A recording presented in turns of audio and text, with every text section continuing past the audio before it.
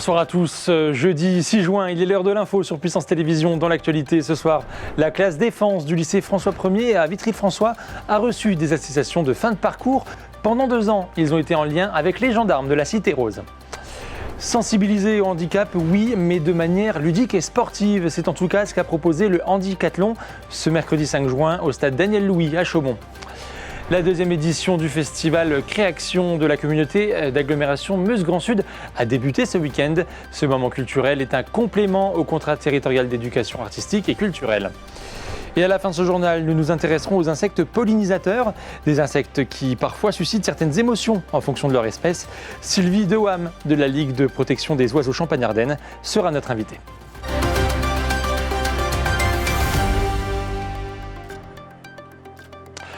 Pendant 2 ans, ils ont donc été en lien avec les gendarmes Vitria. Pour leur dernière année scolaire, la classe défense du lycée François 1er à Vitry-le-François a reçu leur attestation de fin de parcours. Cette classe défense avait pour objectif de faire découvrir les métiers des armées. Un reportage de Brigitte Maestrassi. C'est avec beaucoup d'émotion que ces lycéens reçoivent leur attestation. Tous font partie de la classe défense gendarmerie. Accessible à partir de leur passage en première, cette option facultative ne compte pas pour le bac.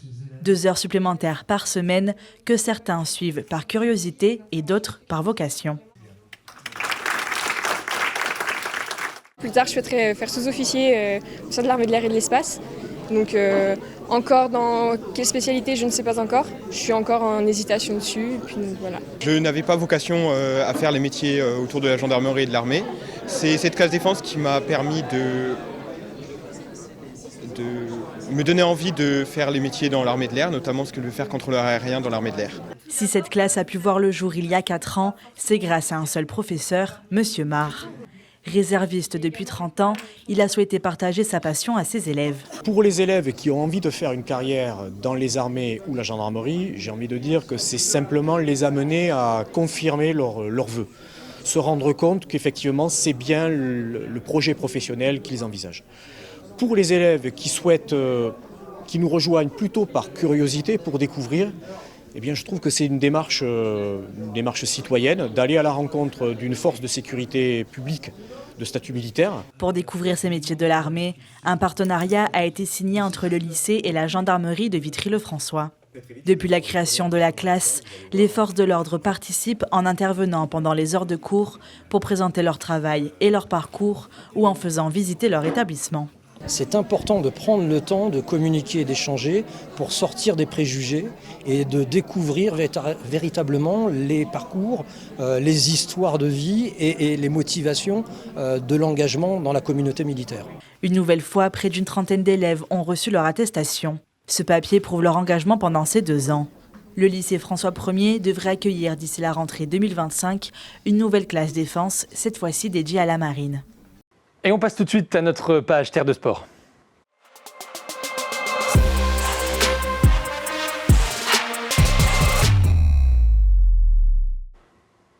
Sensibiliser au handicap, oui, mais de manière ludique et sportive, c'est encore mieux. C'est en tout cas ce qu'a proposé le Handicathlon ce mercredi 5 juin au stade Daniel Louis à Chaumont.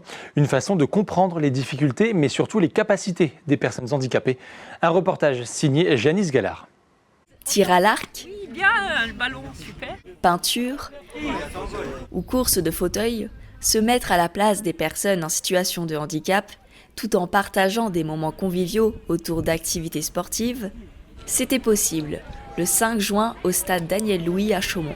Un rendez-vous gratuit, ouvert à tous, appelé le Handicathlon.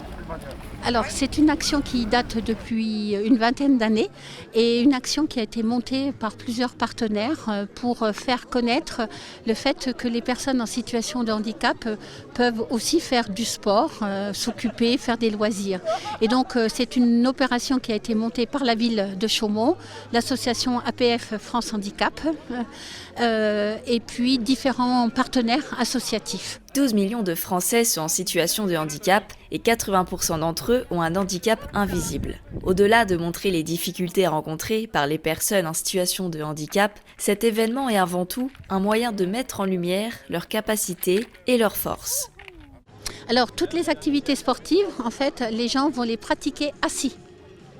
Et pour qu'ils puissent se rendre compte que voilà, quand on est par exemple en fauteuil, on peut aussi faire des choses. Donc les participants, pour la majorité des actions, se font assis. Des activités adaptées étaient proposées, comme le tir à l'arc par exemple. Avec leurs mains, ils vont pouvoir régler la hauteur de leur, poser l'arc, et qu'en posant l'arc, il y a une stabilité qui va se faire, qui va permettre aux personnes handicapées déficientes visuelles de pouvoir tirer. À sa création en 2004, seulement une cinquantaine de personnes étaient présentes. 20 ans plus tard, ils étaient plus de 400, dont 15 associations partenaires venues bénévolement. Une manière pour elles de sensibiliser le grand public et de présenter les activités qu'elles organisent. Dans notre groupe d'entraide mutuelle, on a une activité sportive une fois par semaine, parce que le sport c'est le bien-être. Et il était important pour nous d'être présents aujourd'hui, parce que déjà pour être représenté dans la ville de Chaumont. Cette année, le handisport sera valorisé par les Jeux olympiques et paralympiques. Un coup de projecteur pour de nombreuses associations locales. À leur échelle, elles continuent d'organiser de nombreux événements comme le Handicathlon pour démocratiser la pratique du sport pour les personnes en situation de handicap.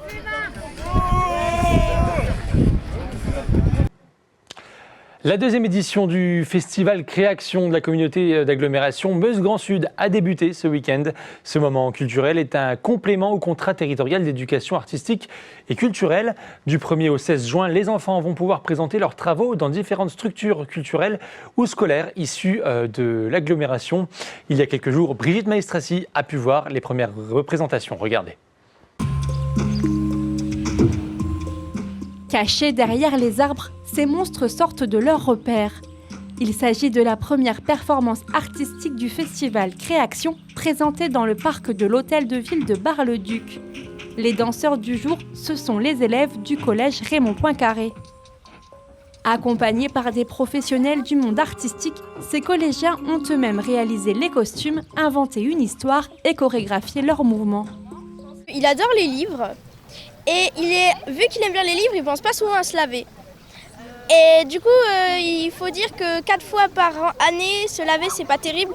Du coup, on peut lui échapper facilement en sentant son odeur à des kilomètres à la ronde. Les livres, il les lit de façon assez spéciale en les mangeant. Et si on lui dévore son livre à sa place ou on lui pique, attendez-vous à recevoir ses foudres. Moi, c'est un monstre bleu, bien poilu. Il est assez gentil, mais quand même méchant. Après cette représentation, le public a pu découvrir une partie de l'œuvre de Jean Chauvelot, auteur de bande dessinée, sur les grilles du parc. L'année dernière, pour la première édition, il avait suivi les 15 jours de festival dans le but de les représenter en bande dessinée. Aujourd'hui, cette BD est imprimée et l'histoire complète est à retrouver à la médiathèque Jean Jequins. La BD, elle fait vraiment un déroulé quasiment au jour le jour de toutes les choses que Lionel m'a montrées. Donc il m'a pris sous son bras, il m'a fait voir absolument toutes les structures, tous les partenaires, un maximum de choses du Festival Créaction. Donc en fait, j'ai tout pris au fur et à mesure que ça arrivait et je le déroule dans la bande dessinée chronologiquement. Il n'y a pas d'angle particulier, j'ai pas hiérarchisé, j'ai juste fait autant que possible en temps réel, au jour après jour, ce qu'il me montrait, quoi. C'est en signant un contrat territorial d'éducation artistique et culturelle que l'agglomération Meuse-Grand Sud a décidé de lancer son festival Créaction. Il a vu le jour pour la première fois en 2023 et permet d'exposer ce qui a été fait durant toute l'année par les élèves du secteur autour de l'art. C'est tout à fait intéressant de mettre ensemble un certain nombre d'ateliers, un certain nombre de techniques, que ce soit du chant, de la danse, du dessin, de la musique, pour que effectivement non seulement les enfants soient mis à l'honneur, enfin les pratiquants, leurs familles, et puis qu'on puisse vraiment toucher du doigt ce qui peut être fait et ce lien avec les intervenants ou artistes qui ont fait que ce travail existe. Cette année, plus d'une vingtaine de projets sont présentés jusqu'au 16 juin dans différentes structures culturelles de l'agglomération. À terme, l'objectif est d'attirer tous les scolaires du Sud meusien à participer à ce festival. Quand certains apparaissent, nous faisons tout pour les faire fuir, par peur de se faire piquer par exemple. Quand d'autres déploient leurs ailes, nous les observons avec beaucoup d'admiration. Les insectes pollinisateurs suscitent bien des émotions, mais aujourd'hui, leur préservation est délicate. Bonsoir Sylvie Devasme. Bonsoir. Vous êtes responsable au service éducation à l'environnement à la Ligue de protection des oiseaux Champagne-Ardenne. Pour commencer, rappelez-nous ce qu'est un insecte pollinisateur, parce qu'on connaît tous les abeilles, mais il y en a plein d'autres. Effectivement, un insecte pollinisateur, c'est un insecte qui participe à la pollinisation. C'est un aspect de sa vie. Il ne fait pas ça toute sa vie. Il a d'autres rôles, effectivement, mais quand il participe à la pollinisation, eh bien, il va transporter le pollen d'une plante à une autre et il va permettre à ces plantes de produire leurs fruits, puis leurs graines. Voilà, donc c'est ça le rôle d'un pollinisateur. Bon, il faut savoir que la plupart des plantes à fleurs ont besoin des insectes pour se reproduire.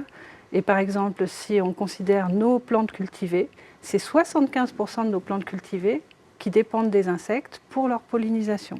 Alors, dans nos départements, sur notre territoire, j'imagine qu'on en a beaucoup. Quelles sont les espèces qu'on va dire les plus représentées ? Il y en a beaucoup, on l'a dit, mais quelles sont les espèces les plus représentées ? Alors, il y a 4 grands groupes d'insectes pollinisateurs. Donc, les plus nombreux sont les coléoptères. Dedans, on va trouver les coccinelles, les scarabées. Voilà. Certains sont capables d'aller se nourrir sur les fleurs et donc transportent du pollen. Ensuite, il y a les diptères, c'est-à-dire les mouches, qui sont très nombreuses aussi. Et les papillons, qui sont un peu les moins nombreux de la classe des pollinisateurs. On a un peu plus de 5000 espèces de papillons en France. D'ailleurs, ces papillons, 5% seulement sont des papillons de jour. Donc tous les autres sont des papillons de nuit et participent à la pollinisation aussi. Et enfin, il y a les abeilles. Voilà. Et alors, ces insectes pollinisateurs, comment est-ce qu'ils fonctionnent ? Alors, ils fonctionnent, ils vont sur les plantes pour se nourrir souvent à l'âge adulte. Mais par contre, quand ce sont des larves encore, quand ce sont les asticots des mouches, les chenilles des papillons, à ce moment-là, ils n'ont pas un rôle de pollinisateur. Ils vont se nourrir soit en mangeant des matières organiques en décomposition, soit des feuilles de plantes. Donc voilà, ils ont tout un cycle de vie. Et pour les favoriser, il faut qu'ils puissent mener toutes les étapes de ce cycle de vie. Alors, lors de vos conférences, vous alertez sur la sauvegarde de ces insectes qui sont si importants pour l'environnement. Oui. Quelle est la situation aujourd'hui et pourquoi ce cri d'alarme ? Alors, depuis de nombreuses années, on sait que le déclin des insectes a atteint des proportions phénoménales, y compris dans les zones protégées.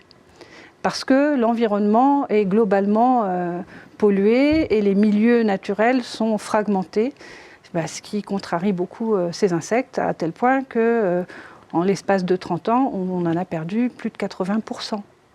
Hein ? Voilà, donc on a l'impression que les guêpes sont toujours aussi nombreuses. En fin de compte, non. Et les guêpes participent à la pollinisation.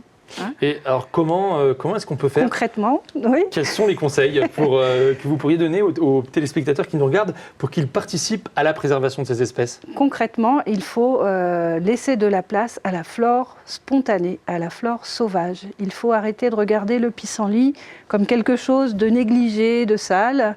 Il faut laisser de la place, bien sûr, aux coquelicots, aux marguerites et aussi à des plantes qui sont moins, on va dire, poétiques peut-être, mais qui sont tout aussi utile pour nourrir ces insectes. Et comment on fait justement pour leur laisser cette place Alors c'est simplissime, il suffit d'arrêter de sortir la tondeuse, par exemple, laisser un petit peu l'herbe pousser, laisser des espaces non bitumés, non goudronnés, et la flore s'invitera toute seule. C'est le génie de la flore spontanée, c'est d'arriver sans qu'on n'ait rien à faire. Voilà. Eh bien, très bien, merci beaucoup. Le message est passé. Merci beaucoup Sylvie Devasme d'être venue sur notre plateau ce soir. Merci à vous. C'est la fin de ce journal. Merci à vous de nous avoir suivis. Dans un instant, les prévisions météo de demain. Ne bougez pas, l'info continue sur Puissance Télévisions. À tout de suite.